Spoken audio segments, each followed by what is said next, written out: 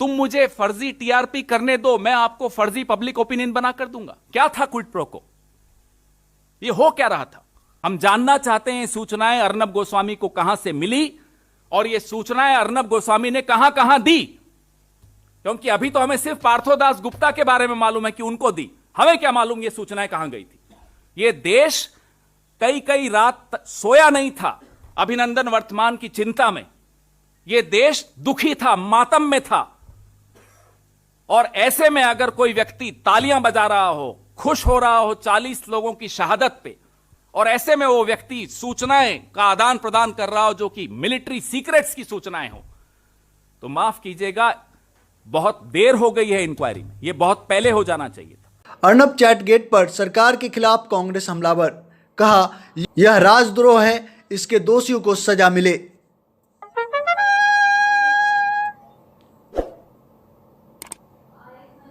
Arnab chat gate पर केंद्र सरकार के खिलाफ कांग्रेस पार्टी हमलावर मुद्रा में है।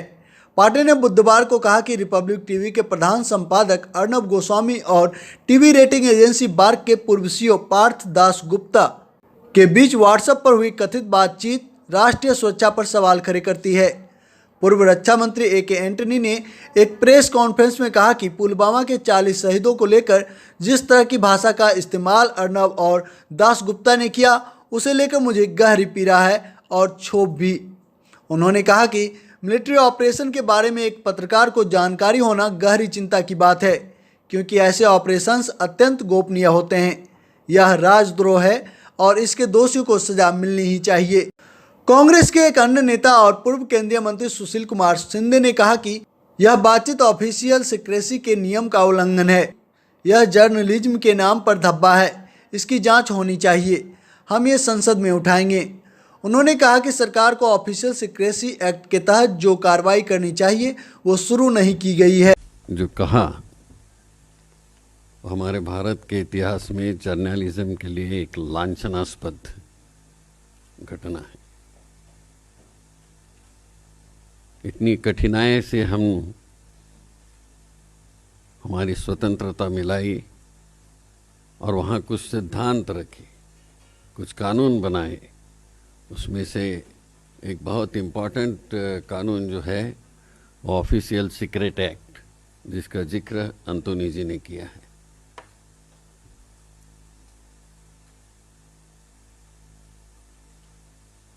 जब भी इस देश में कभी लड़ाई का निर्णय लेना पड़ता है, कभी इंटेलिजेंस का सहारा लेके हमारे अपने देश की रक्षा के लिए कुछ काम करना पड़ता है, तो उसमें प्रमुख 4 लोग रहते हैं, 4 मिनिस्टर्स रहते हैं जो सिक्योरिटी की बात कहते हैं, including NSA, national security adviser.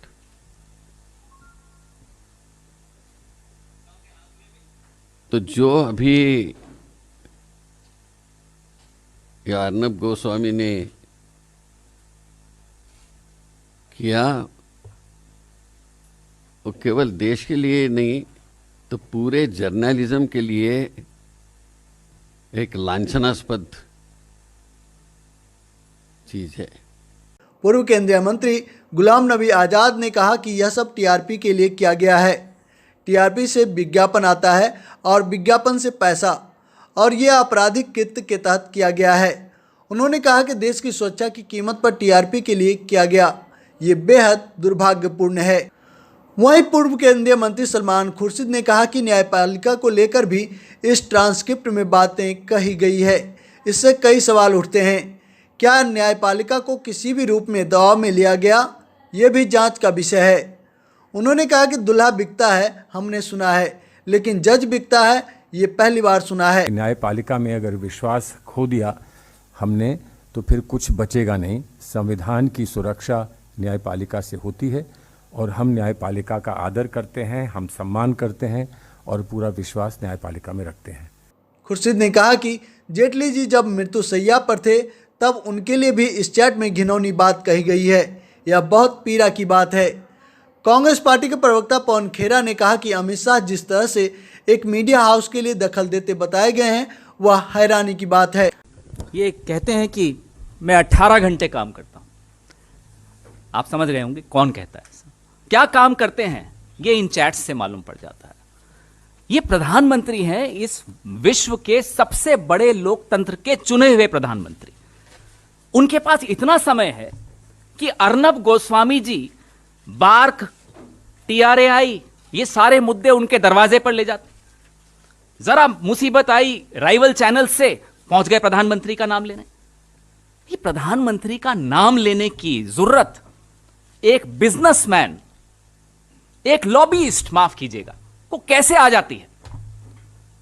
How can a lobbyist have the confidence of dropping the name of the prime minister every second minute to fix rivals within the journalistic profession? The confidence with which Arnab Goswami flaunts his proximity with the Prime Minister and his office is shocking. Never before in the history of India, with all of you experienced, seasoned journalists would have come across this. Why was the Prime Minister allowing Arnab Goswami such friendly access to himself and his office? We ask. Why was Arnab Goswami allowed to actively lobby with the Prime Minister and his office? We ask. What was this quid pro quo? तुम मुझे फर्जी TRP करने दो, मैं आपको फर्जी public opinion बना कर दूंगा। क्या था क्विड प्रो को? ये हो क्या रहा था? होम मिनिस्टर तो अब बने, लेकिन इससे पहले 2019 तक अमित शाह का नाम इस देश के सबसे second most important man called Amit Shah, और उनके जो चैट्स आए हैं अर्नब गोस्वामी और पार्थोदास गुप्ता के अमित शाह के विषय में, चौंका देते हैं।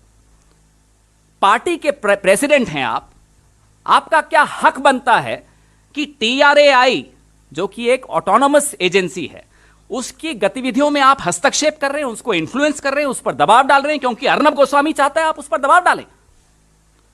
यह किसी पार्टी के राष्ट्रीय अध्यक्ष का काम है। पार्थोदास गुप्ता को मिलवाने ले जाया जा रहा है अमित शाह से। क्यों साहब, क्या बात हुई वहां? आप अपने राइवल्स को फिक्स कर रहे हैं। अलग अलग चैनल्स के बारे में जिक्र है कि उनको फिक्स करिए, बार्क को फिक्स, TRAI को फिक्स करिए, उस पर दबाव डालिए। How can the president of the party so brazenly interfere in policy matters to help a media house, to help a businessman at the expense of others?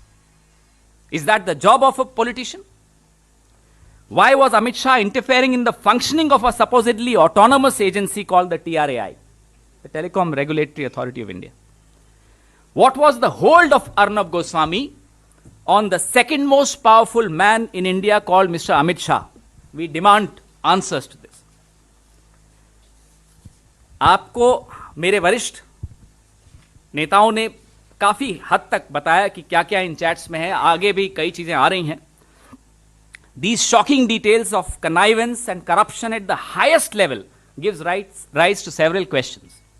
Was Arnab Goswami controlling the government, or was the government controlling Arnab Goswami? In both these situations, democracy suffers. It's not the job of a government to control the media, nor is it a job of a businessman posing to be a journalist to control the government, to control the PMO, to control the Home Minister, to control the Law Minister, to control the Minister of Information and Broadcasting. Has Mr. Narendra Modi, who keeps ridiculing Lutyens gang, created a Lutyens gang of his own? ये नरेंद्र मोदी का अपना Lutyens gang सामने दिख रहा है, जिसके प्रमुख CEO हैं Arnab Goswami. Will the media do some introspection, my friends? ये आत्मचिंतन हम तो करते ही हैं, हम सबको करना होगा, क्योंकि देश और लोकतंत्र खतरे में है। अगर TRP की दौड़ में ब्रेकिंग न्यूज के लिए अगर हम समाज को ब्रेक कर रहे हों, धर्मों के आधार पे, जातियों के आधार पे, आइडियोलॉजी के आधार पर, जेंडर के आधार पर यह किया जा रहा था, सरेआम दिख रहा था। In his private conversation, very interesting, आप में तो सबने सोशल मीडिया पे देखा होगा, फिर भी दोहराता हूं। In his private conversation, this man who claims to be a journalist, Arnab Goswami, believes that the economy is ruined. I won't use the word which he used because it's not a parliamentary word. So he believes that the economy is ruined. And he says he cannot repeat this on television. क्यों साहब? आप privately बोलते हैं कि अर्थव्यवस्था तबाह हो गई है, लेकिन कहते हैं मैं टीवी पर नहीं बोल सकता। क्यों? क्या दबाव है आप पर? क्या मजबूरी है आपकी कि देश को आप बता नहीं सकते कि अर्थव्यवस्था डूबी हुई है? डरते हैं या कोई ऐसे संबंध है आपके इस सरकार से जिसमें क्विड प्रो को है, आपको लाभ मिलता है उनसे, आप उन्हें लाभ पहुंचाते हैं, इसलिए आप सच देश को नहीं बताते और अपने आप को पत्रकार कहते हैं? लानत है ऐसी पत्रकारिता पर। Did the details of the military operation, Antony साहब, शिंदे साहब briefed you on the protocols to deal with sensitive military secrets. Did the details of the military operation get leaked through Arnab Goswami? We only know one part of it, that he got this information. Of course, Antony Saab is right. Where did he get this information from is a very, very important question. उनको ये सूचना कहां से मिली? 4 लोग जानते थे ये सूचना, प्रधानमंत्री, गृह मंत्री, रक्षा मंत्री और एनएसए। और चैट्स में आप देखिएगा तो लगभग सबके नाम ये लेते रहते हैं। हम जानना चाहते हैं सूचनाएं अर्नब गोस्वामी को कहां से मिली और ये सूचनाएं अर्नब गोस्वामी ने कहां कहां दी, क्योंकि अभी तो हमें सिर्फ पार्थोदास गुप्ता के बारे में मालूम है कि उनको दी, हमें क्या मालूम ये सूचनाएं कहां गई थी। ये देश कई कई रात सोया नहीं था अभिनंदन वर्तमान की चिंता में। ये देश दुखी था, मातम में था। और ऐसे में अगर कोई व्यक्ति तालियां बजा रहा हो, खुश हो रहा हो 40 लोगों की शहादत पे, और ऐसे में वो व्यक्ति सूचनाएं का आदान प्रदान कर रहा हो जो कि मिलिट्री सीक्रेट्स की सूचनाएं हो, तो माफ कीजिएगा, बहुत देर हो गई है इंक्वायरी में। यह बहुत पहले हो जाना चाहिए था। कोई भी व्यक्ति देश और लोकतंत्र और राष्ट्रीय सुरक्षा से बड़ा नहीं होता है। Does the Prime Minister, Home Minister, in fact the entire government have any moral, political, constitutional right to continue in office after such damning revelations? We ask. We demand that the Prime Minister should come clean on these accusations immediately in order to restore the severely damaged credibility of the highest office of this country.